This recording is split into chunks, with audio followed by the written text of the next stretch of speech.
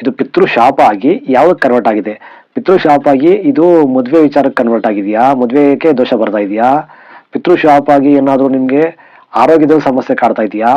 ಪಿತೃಶಾಪ ಆಗಿ ನಿಮಗೆ ತಂದೆ ಗಂಡಾಂತರ ಬಂದಿದೆಯಾ? ಪಿತೃಶಾಪ ಆಗಿ ಸಂತಾನಕ್ಕೆ ತೊಂದರೆ ಬರ್ತಾ ಇದೆಯಾ ನೋಡ್ಕೋಬೇಕು. ಪಿತೃಶಾಪ ಬಂದ್ರೆ ಅದು ನಾನಾ ವಿಚಾರಗಳಿಗೆ ತೊಂದರೆ ಕೊಡುತ್ತೆ. ಅದ್ರಲ್ಲಿ ಈ ಜಾತಕದಲ್ಲಿ ಇದು ತುಂಬಾ ಒಂದು ಪಂಚಮುಖ್ಯಾದ ಸಂತಾನ ದೋಷಕ್ಕೆ ಕಾಟ ಕೊಡ್ತಾ ಇದೆ. ಒಂದು ಮದುವೆದಲ್ಲೂ ವಿಳಂಬ ಆಗಿ ಸಂತಾನದಲ್ಲೂ ವಿಳಂಬ ಆಗ್ತಾ ಇರ್ತಕ್ಕಂಥ ಒಂದು ಜಾತಕ ಇದು. ಕೊಡ್ತೀನಿ ಯಾವ ರೀತಿ ಅಂತ. ಇದು ಕುಂಭ ಲಗ್ನ. ಲಗ್ನಾಧಿಪತಿ ಶನಿ ಎಲ್ಲಿದ್ದಾನೆ? 11ರಲ್ಲಿದ್ದಾನೆ. ಪಿತೃಶಾಪ ಪಿತೃ ವಿಚಾರಗಳ ನೋಡ್ಬೇಕಾದ್ರೆ ನಾವು ಮೊದಲು ಯಾವುದೇ ಕಾರಣಕ್ಕೂ ನಾವು ಈ ಒಂದು 9ನೇ ಮನೆ ಇದು ಪಿತೃಸ್ಥಾನ ಅಂತೀವಿ, ದೈವಸ್ಥಾನ, ಭಾಗ್ಯಸ್ಥಾನ ಅಂತೀವಿ.